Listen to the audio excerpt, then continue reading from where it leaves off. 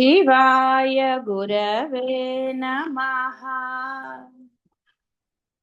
శివాయ గురవే నమః. శివాయ గురవే నమః. శివాయ గురవే నమః. ఈ గురుభ్యో మృత్యుంజయం మృత్యుభయాశ్రితానా ఆశ్రితానాం అహం మతిః మృత్యుం ఉపైతి పూర్వం అథ స్వభావాత్ అమృతేషు తేషు కథం పునః మృత్యుధియో అవకాశః. మృత్యుంజయుడైన పరమశివుణ్ణి మృత్యుభయంతో ఆశ్రయిస్తే ముందు అహంకారాన్ని నాశనం చేస్తాడు, తర్వాత అమృతమైన స్వస్వరూప జ్ఞానంలో నిలబెడతాడు. ఇహ అలాంటి శరణాగతునికి మళ్ళీ మృత్యుభయం ఎలా కలుగుతుంది? పరమ సత్యాన్ని చెప్పే శ్లోకం. ఏమిటి ఆ సత్యం? శివ పూజ.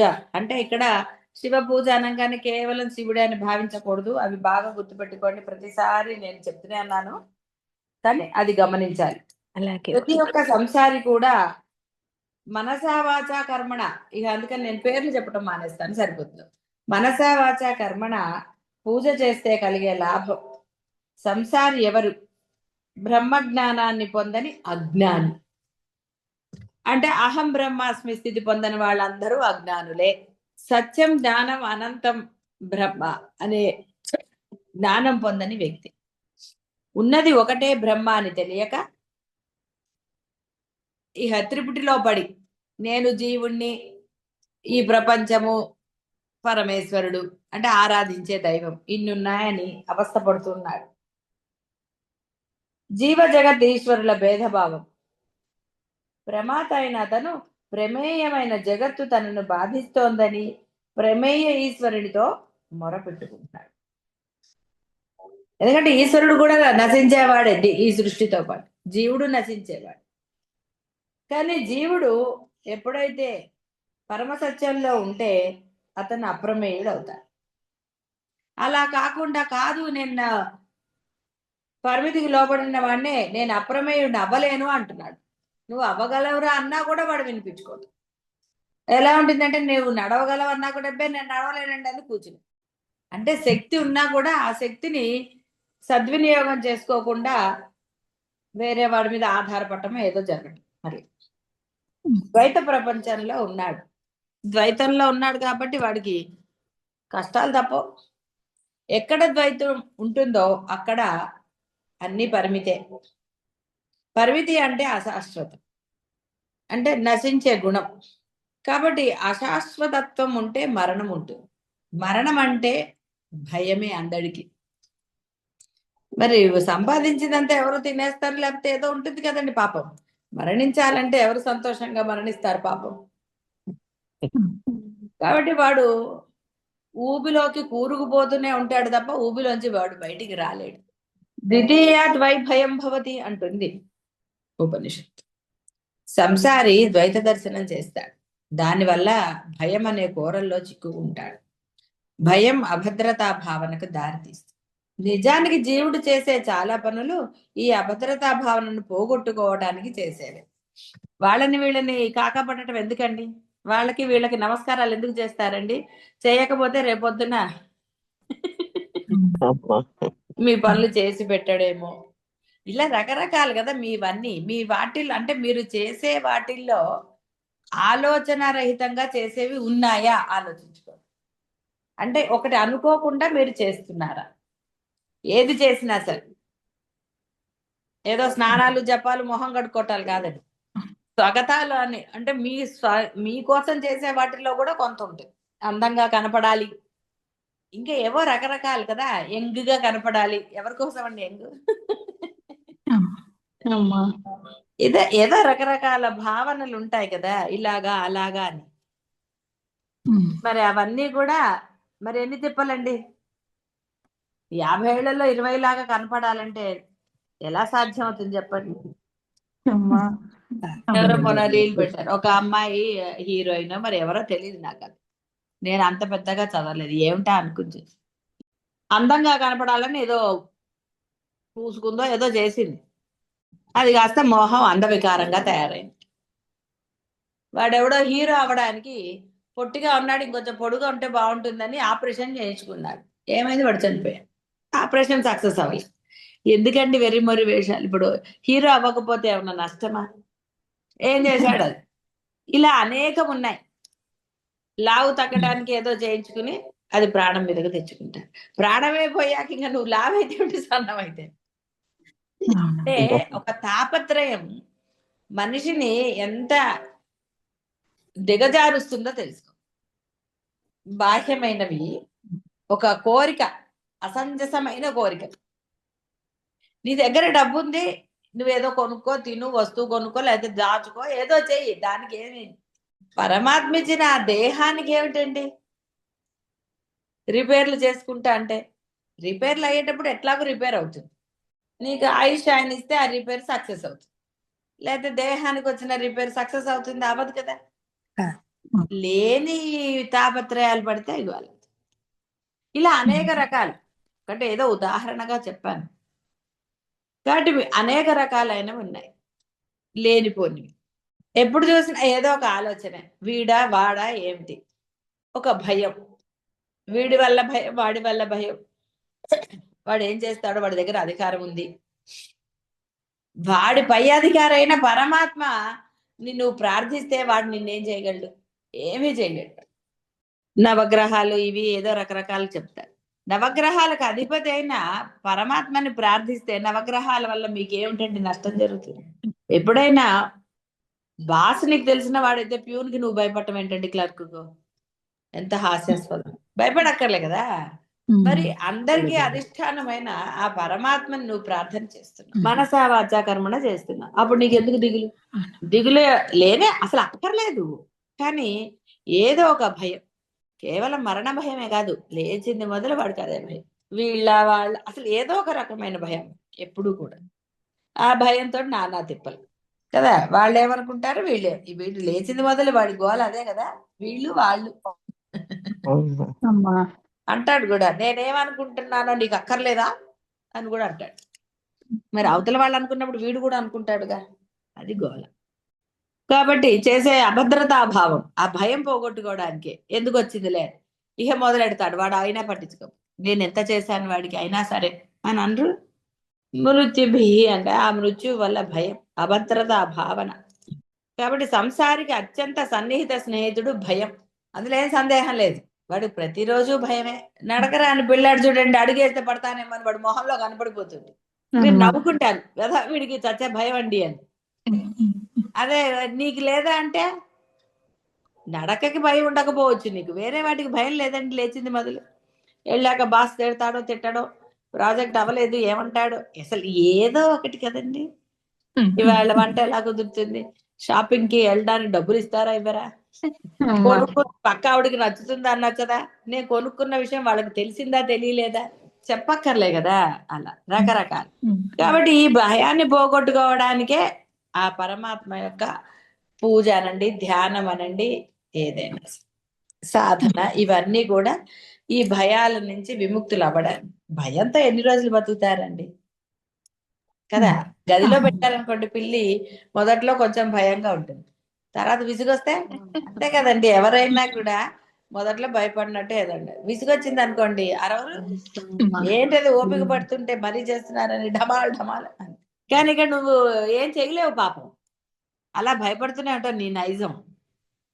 ఈ భయం పోతే ఇంకోటి, ఇంకో భయం పోతే ఇంకోటి, అలా వరుసగా నువ్వు తెచ్చుకుంటూనే ఉంటావు. అవి రాలా, నువ్వు తెచ్చుకున్నావు. నాకు భయం నాకు భయం అన్నావు, కానీ ఆ భయం నీ దగ్గరికి వచ్చి నేను నిన్ను భయపెడుతున్నాను అలా. కాబట్టి ఈ సాధన చేసుకుంటే. కాబట్టి మృత్యుంజయుడు అనేవాడిని ఇక్కడ మనకి మామూలుగా లయకారకుడు కాబట్టి శివుణ్ణి చెప్పారు. అయితే ఆ మృత్యు అంటే ఏంటో మీకు అందరికీ తెలిసింది కాబట్టి దాని గురించి మనం ఏం ప్రార్థన చేయక్కర్లేదు. మరణ భయాన్ని, అభద్రతా భావనని, ద్వైతాన్ని అన్నిటినీ నాశనం చేస్తాడు. శివుడు మృత్యుంజయుడే, అమ్మ మృత్యుంజయురాలే. అలా మీరు ఎవరిని ప్రార్థన చేసినా వాడు మిమ్మల్ని దాని నుంచి రక్షిస్తాడు. విష్ణుమూర్తి రక్షించలేదండి ప్రహ్లాదుడిని, మృత్యుంజయుడు శివుడు కాబట్టి అని చెప్పి అప్పుడు శివుడిని ప్రార్థించాడా? లేదా.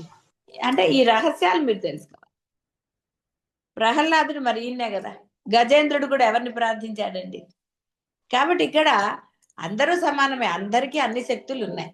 ఒక అవగాహన కోసం ఏం చేస్తారంటే, వీడు సృష్టిస్తాడు, వీడు ఇది చేస్తాడు, వాడు అది చేస్తాడు. ఇందాకే ఒక కథ చదవదు, చిలక చచ్చిపోతుందని బ్రహ్మదేవుడు భార్య గొడవ పెట్టింది. నాకు ఈ చిలక, ఇంద్రుడు భార్య సారీ. సరే బ్రహ్మదేవుడు కదా పుట్టేసేదని అక్కడికి వెళ్ళాడు. బ్రహ్మ అన్నట్టు నేను పుట్టించగలను కానీ ఇంకేం చేయలేను, పాలించేవాడు విష్ణుమూర్తి కదా అక్కడ పోదా. విష్ణుమూర్తి అన్నట్ట నేను ఇవి చేయగలను కానీ నేను ప్రాణం పోయలేను. శివుడే కదా అన్ని చేస్తాడు, శివుడి దగ్గరికి. శివుడు అన్నట్టు నా వల్ల ఎలా అవుతుంది, నేను ఆ ఆ సెక్షన్ ని అదేంటి యముడికి ఇచ్చేసాను, యముడు చూసుకుంటాడు, అది నా జ్యూరిడిక్షన్ లో లేదన్నాడు. మళ్ళీ అందరు కలిసి ఆయన దగ్గరికి వెళ్ళారట. ఎవరికి? యముడి దగ్గరికి వెళ్ళారట ఇంతమంది కలిసి. యముడు అన్నట్ట ఆ గదిలో అన్ని ఏవో వేలాడదీస్తాను నేను, ఒక ఆకులు లాంటివి, ఏ ఆకు రాలిపోతుందో వాడు మరణిస్తాడు, నేను రోజు చెక్ చేయను అన్నాడు. ఎవరికి వాళ్ళు ఫెసిలిటీస్ చూసుకుంటారు కదా. ఆయన అన్నట్ట నేను అలా ఏం చూడనయ్యా, ఈ చిట్టాలు గిట్టాలు ఓ రూమ్ లో అన్ని వేలాడదీస్తాను, ఎవరి ఇది అదో, ఎవరు పడతారో వాళ్ళు మరణించినట్టు అన్నాడు. ఆహా సరే అయితే ఆకుని తీసేద్దాం అక్కడి నుంచి అనుకున్నారు. పదండి పదండి అని రూమ్లోకి వెళ్ళారు. వీళ్ళు లోపలికి వెళ్ళగానే ఒక ఆకు కింద పడింది. అయ్యో ఎవరు దాన్ని చూస్తే ఏముంది, ఆ చిలకదే. అదే చిలక మరణానికి కారణం ఏంటని రాస్తే, ఈ గదిలోకి ఎప్పుడైతే వీళ్ళందరూ వస్తారో అప్పుడు పోతుంది చిలక అంటే. అంటే ఇక్కడ ఏదో ఏమండి వీళ్ళందరూ అసక్తులా వీళ్ళకి అంటే అలా కాదు. ఈ ఆ యొక్క జీవికి మరణం తప్పదు, దేహానికి మరణం తప్పదు, దాన్ని ఎవరు ఏమీ చేయలేరు, వాటికి ఎదురు వెళ్ళకూడదు కూడా. ఎప్పుడు వెళ్ళొచ్చో అప్పుడు వెళతారు వాడు. ఆ చిలకకి ఈ యొక్క బ్రహ్మజ్ఞానం లేదు, లేని దాన్ని ఎందుకు బతికిస్తారండి పని లేక? ఒక ఆవిడ కోరింది కదా అని. ఎందుకంటే రావణాసురుడు చావు లేకుండా అన్నాడు. పరమాత్మ ఏం చేశాడో తెలుసు కదా, వాడి చేత మానవుడిని ఏం చేయలేడు అన్న భావం కలిగించి ఒక మానవుడిని తప్ప అనిపించేశాడు. ఎవరి తెలివితేటలు వాళ్ళకు ఉంటాయి కదండి. ఇది అంతే. లేకపోతే వీళ్ళు అందరూ ఇటు అటు పరిగెత్తటం ఎందుకు చెప్పండి? ఎముడికి ఒక ఫోన్ కాల్ చేస్తే సరిపోతుంది కదా. ఫోన్ కాల్స్ 2 నిమిషాల పనులు అయిపోయేదానికి వీళ్ళందరూ మరి ఆ లోకం నుంచి ఈ లోకాలకి రావాలి కదండి పాపం. టైం కట్టి ఒక పిచ్చిక ప్రాణం ఇవన్నీ విన్నాం, ఇక్కడ సూక్ష్మానికి గ్రహించాం. కాబట్టి నీకు ఆ భయము అంటే అర్థం ఏంటి? ఈ దేహం నశించినా ఈ దేహానికి కారణభూతుడైన ఆత్మగా నీవు ఉండాలంటే నువ్వు ఐడెంటిటీతో ఉండకు. ఎందుకంటే ఇది దొంగ ఐడెంటిటీ. ఈ ఐడెంటిటీతో నీకు ఎప్పుడు భయాలే, ఎప్పుడు వాళ్ళు వీళ్ళనే కదండి. మీరు లేచిన మొదలు ఏం ఆలోచిస్తారండి? ముందు ఇంట్లో వాళ్ళు ఏమనుకుంటారు, తర్వాత బయట వాళ్ళు ఏమనుకుంటారు, తర్వాత ధైర్యం వచ్చింది అక్కడ ఏంటి వాడు అనుకుంటే మరి నాకేంటి లెక్క, నాకు ఇష్టం వచ్చింది చేస్తా అంటే. ఎన్ని రకాల ఆలోచనలండి, ఇంట్లో వాళ్ళ గురించి అయినా బయట వాళ్ళ గురించి అయినా రకరకాలు చేస్తారు. మళ్ళీ లోపల భయం ఉంటూ ఉంటుంది.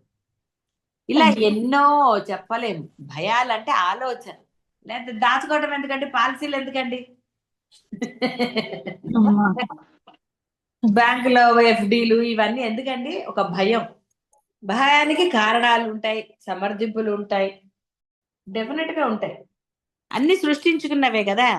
ఏవి ఎక్కడి నుంచి వచ్చాయండి? ఎక్కడి నుంచి ఏవి రాలేదు. ఇక మృత్యుంజయుడు అనగానే మార్కండేయుడు గుర్తొస్తుంది అన్న. సరే యమధర్మరాజు వచ్చినప్పుడు ఆయన రక్షించాడు, ఇది అందరికీ తెలిసిన కదే. అంటే శరణాగతి పొందితే రక్షిస్తాడు. శరణాగతి అంటే ఏంటి? సర్వస్వము అంటే అర్థం కూడా తెలుసు కదా, ఎన్నోసార్లు చెప్పుకున్నాను చాదస్తాను. కాబట్టి మనసా వాచ కర్మణ, నేను లేను నువ్వే ఉన్నావు.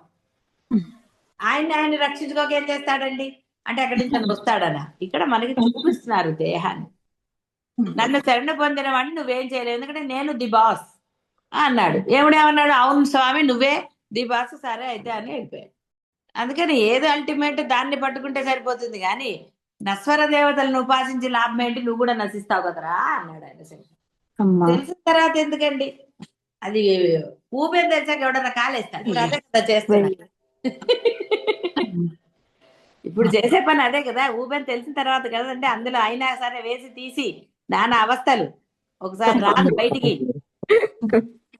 బయటికి రాదు, పక్క వాళ్ళని చూస్తారు, ఒరే రక్షించారా అంటారు, మునిగిపోతున్నాను రక్షించు రక్షించు అంటారు, అటంటారు ఇటంటారు. ఎన్ని గోళాలండి, ఎందుకండి ఇన్ని తిప్పాలి? అసలు వేయటం ఎందుకు, లాక్కోవటం ఎందుకు, ఎవరినో ప్రార్థించడం ఎందుకు, అది ఇది ఎందుకండి? ఆ సమయం వస్తే వాళ్ళని ఆయన పంపిస్తాడు, నిన్ను రక్షింపజేస్తాడు.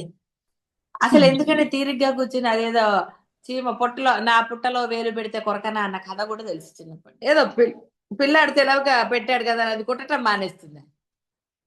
దాని ధర్మం అది చేసింది, కుట్టడం దాని ధర్మం. చిన్నపిల్లవాడు ఏదన్నా కట్టె పట్టుకున్నో లేకపోతే ఒక బాంబు పట్టుకుని వస్తే మీరు చిన్నపిల్లాడు కదా అని వాడి చేతిలో తీసుకుంటారు, పరిగెత్తారు. కొంచెం ధైర్యం ఉన్న వాళ్ళైతే తీసుకుని అవతల పారేసి వాడిని ఇచ్చేస్తారు, లేకపోతే ఎవరే అనుకుంటే పరిగెత్తారు. భయం అండి. కాబట్టి అభయం ఇచ్చే వాళ్ళని పట్టుకుంటే భయం మాసిపోతుంది. కాబట్టి అభయం ఇచ్చే వాళ్ళని మూడుగా విభజించారు. ఎవరండి ముగ్గురు?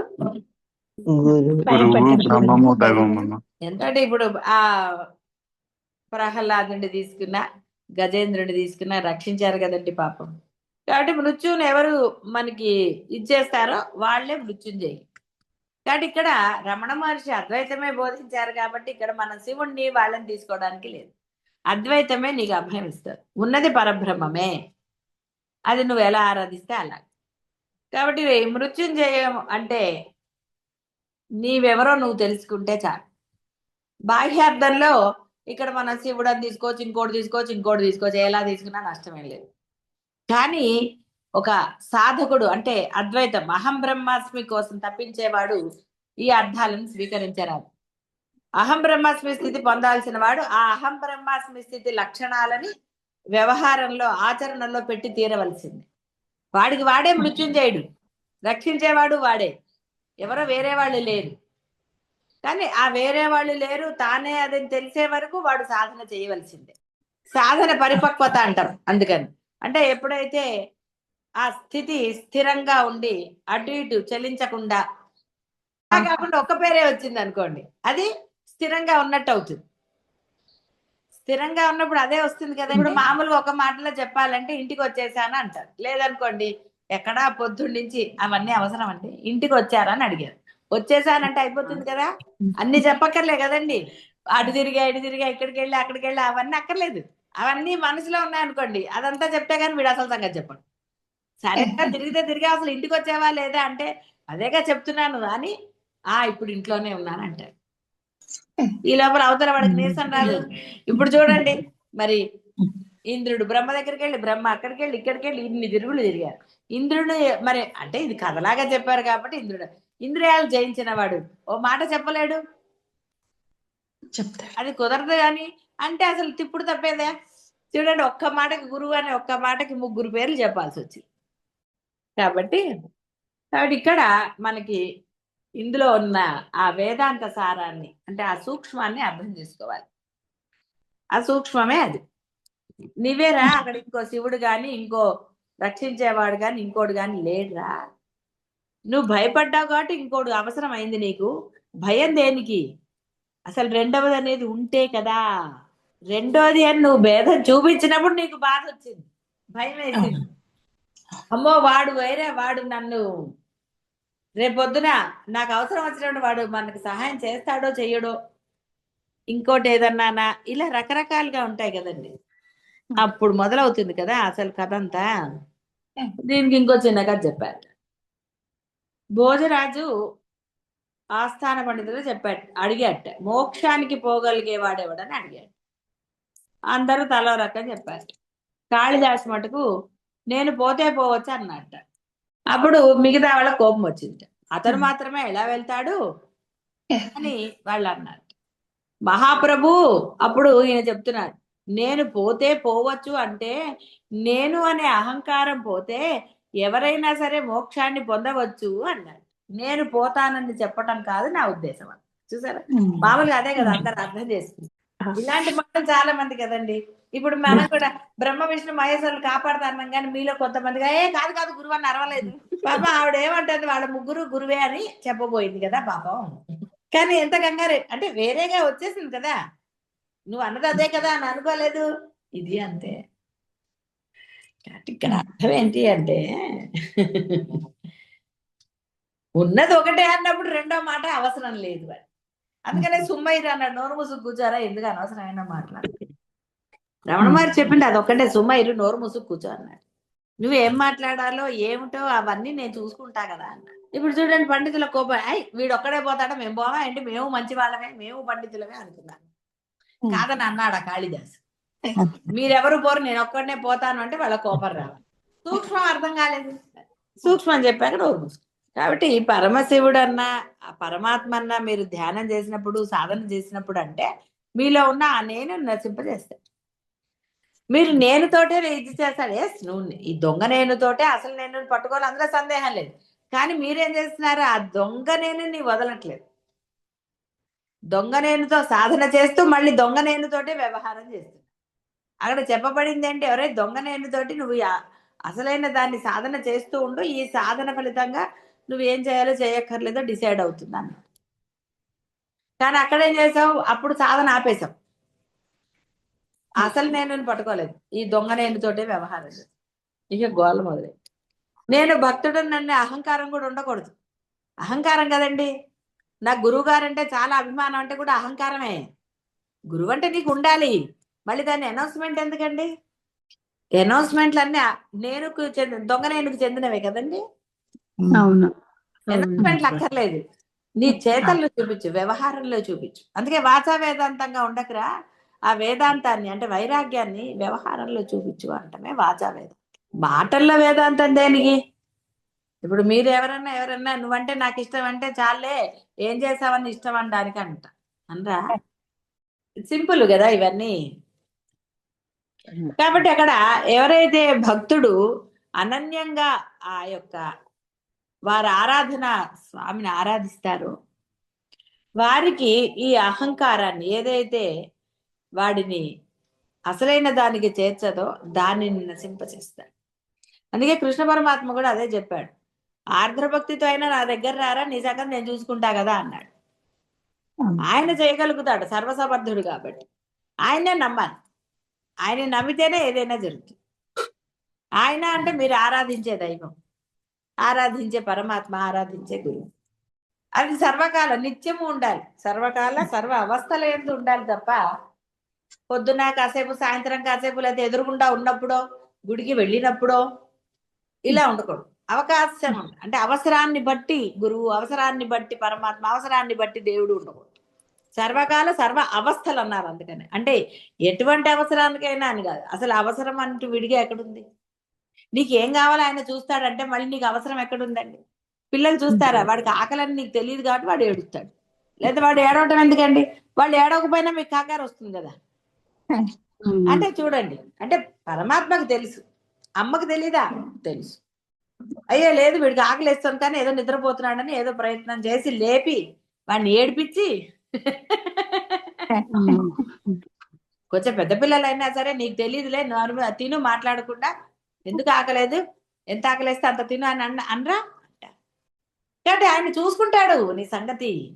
నీలో అనన్యమైన భక్తి ఉండాలి, అనన్యమైన సాధన అదే నిరంతరం ఉండాలి, సాధన నిత్యంగా ఉండాలి.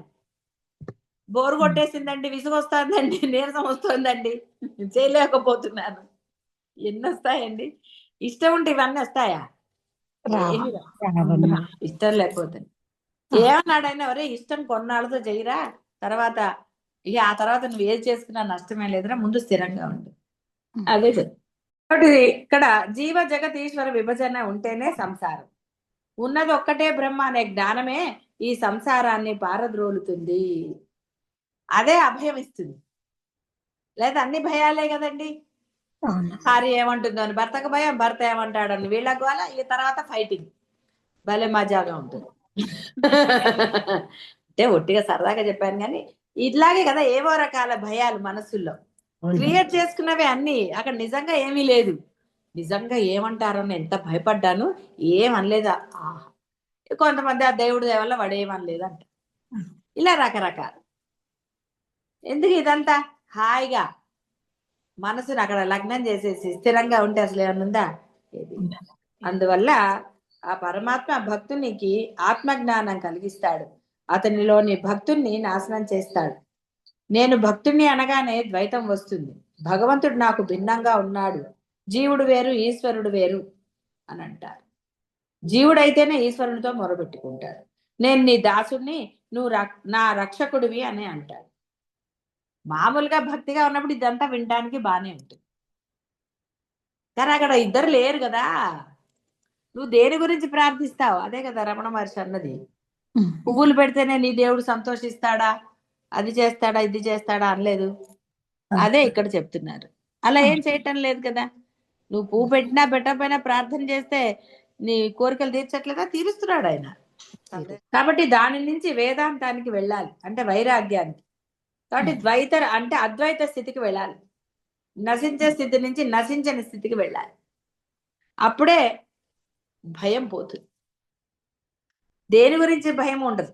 వీళ్ళ గురించి వాళ్ళ గురించి కూడా భయం ఉండదు. నువ్వు చేసేది వాళ్ళ గురించి వీళ్ళ గురించి ఎందుకండి? మళ్ళీ ఈ అనౌన్స్మెంట్లు ఎందుకు? అక్కర్లేదు అనౌన్స్మెంట్. నీ భక్తో నీ ఇదో ఏదైనా వ్యవహారంలో కనపడాలి. గురువు పట్ల నీ గౌరవమైన ఏదైనా వ్యవహారంలో కనపడాలి. డైలాగ్స్ ఎందుకండి? అక్కర్లేదు కదా. ఎప్పుడైనా అంతే, వ్యవహారంలో ఉంటే నువ్వు ఉన్నత స్థానానికి, ఉన్నత అంటే అద్వైత స్థితికి, అహం బ్రహ్మాస్మి స్థితికి వెళ్తావు. ఎప్పుడు అద్వైత గురువుల దగ్గర. బాహ్య గురువుల దగ్గర ఎక్కడికి వెళ్తావో నీకే తెలుసు, అక్కడ నానా గోల ఉంటుంది. కాబట్టి ఇక్కడ నువ్వు పరమాత్మ అయినా, నువ్వు ఉపాసించే దైవం దగ్గరైనా, గురువు దగ్గరైనా నీవు అనన్య శరణాగతి పొందినప్పుడే నీకు అభయం లభిస్తుంది. ఆ భయం అన్ని భయాలను తొలగించే అభయమే ఇస్తాడు. అంతే తప్ప ఏమండి ఇవి నా కేటగిరీ కాదని ఇందాక విష్ణుమూర్తి శివుడు అన్నట్టు వాళ్ళు అనరు. వాళ్ళు అనరు. ఇది ఒక కథగా నీకు చెప్పారు అంతే తప్ప వాళ్ళకి రక్షించే శక్తి వాళ్ళకు కూడా, వాళ్ళు బ్రహ్మంలే కదా. అందుకని ఆ అద్వైత స్థితిలో స్థిరంగా ఉండండి. శుభం భూయాత్.